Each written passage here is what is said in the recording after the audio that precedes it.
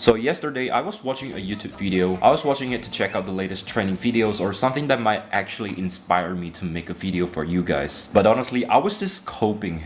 And I was just feeling my dopamine's up with the reason of inspire, in order to make a new video for you guys, but no. And I have to be honest with you guys because I'm a human as well and I make flaws just like you do. Alright, so back to the story. You know YouTube has this feature on PC or mobile phones, but most of you guys are using mobile phones, right? Like when you tap right twice, it would actually skip 10 seconds ahead. This is actually left, but this one, right? When you tap right twice, it skips 10 seconds ahead. Well, when you're on PC, you can simply press like the arrow button that will skip 5 seconds every time you tap that arrow button. So I happened to watch the video on PC and I noticed this one particular thing. I pressed the skip button key way too much. And you might be thinking, well, Albert, this is normal stuff. Like we skip video from time to time, right? I mean, that might be normal for you, but for me, if the video is not stimulating enough, I'll press the skip button right up to the point where the video gets interesting again. But do you remember the time when you were a kid? I don't know how old you were when it was like 2008 or like 2009. I was 9 to 10 years old at that point. So it's the time where we all used Facebook and YouTube because it was the hot thing back then, right? Do you remember how stimulating it was when we were first exposed to Facebook or YouTube? Even though the YouTube videos back then were very boring, it was just like mostly parody videos, stickman videos, comedies and all that stuff. Now I don't know about you, but I had a pretty crappy internet connection back in the days. Like whenever I head to youtube.com, it would actually take me like 10 to 15 minutes just to load the page. And I still remember watching a random video on YouTube.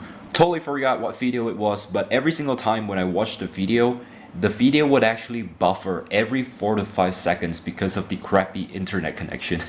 Now instead of waiting for the video to finish loading, I would actually scroll back 10 seconds back so I could re-watch the video while waiting for a new part to finish loading. I don't quite remember, but I think back then YouTube videos were mostly like under 10 minutes and we have to wait patiently, and it was annoying having to wait for the video to finish buffering. But at the end of the day, we are all having a good time.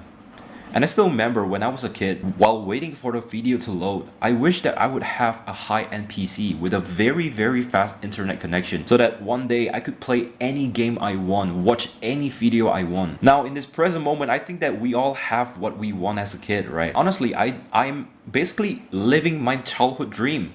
I have a high-end PC, I have a pretty fast internet connection to upload 4K video for you guys. By the way, remember to like and subscribe, I haven't mentioned that.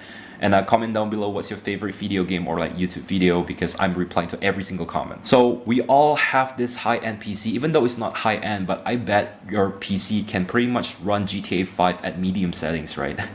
Or at least watch YouTube video without buffering now. I mean, we're currently living the dream, but we are not happier. I mean, videos are much more interesting now, right?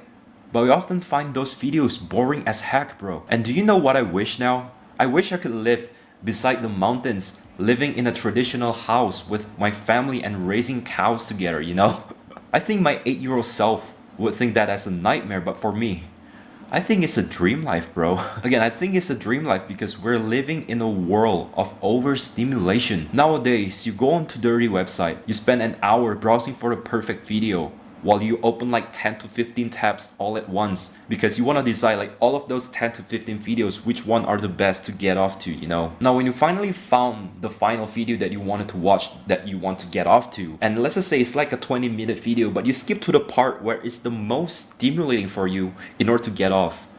Now imagine, bro, you're spending 60 minutes just to get 6 seconds of pleasure. Things are different now. You head over to Netflix. If the beginning of the video doesn't excite you in the first 30 seconds, you will skip off and watch another movie. Bro, can you like freaking imagine here with me right now?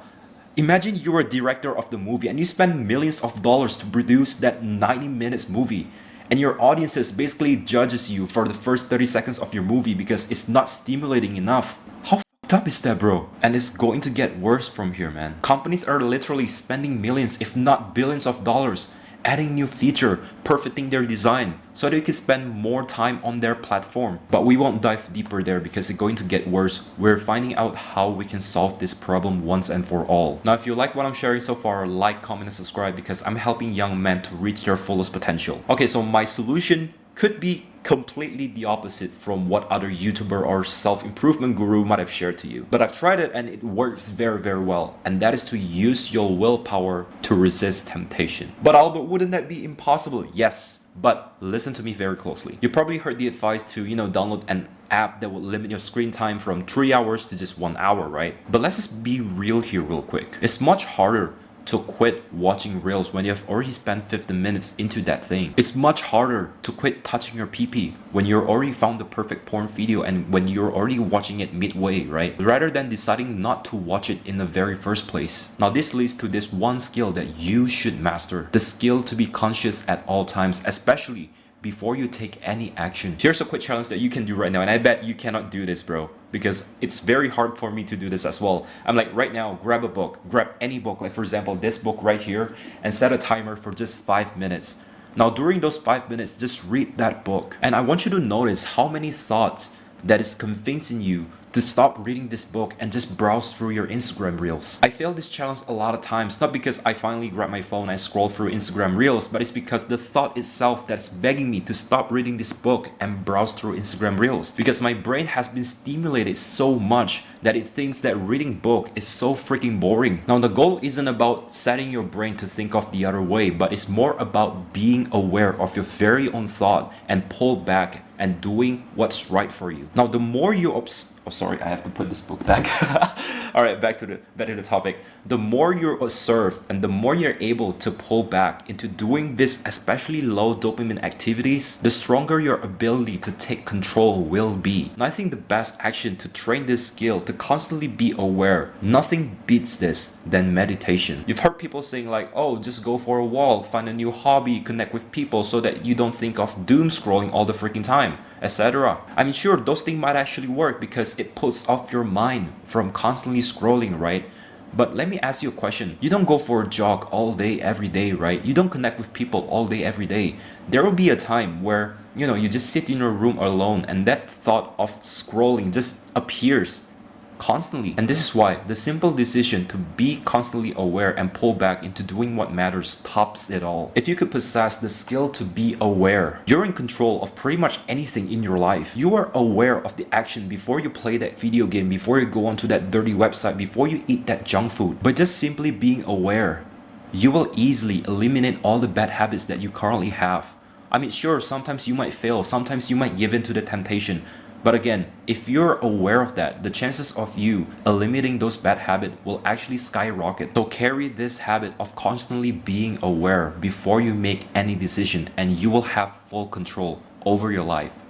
Remember, if you go easy in life, then life will be hard. But if you go hard in life, then life will be easy. Find comfort in discomfort. See you in the next video. Cheers.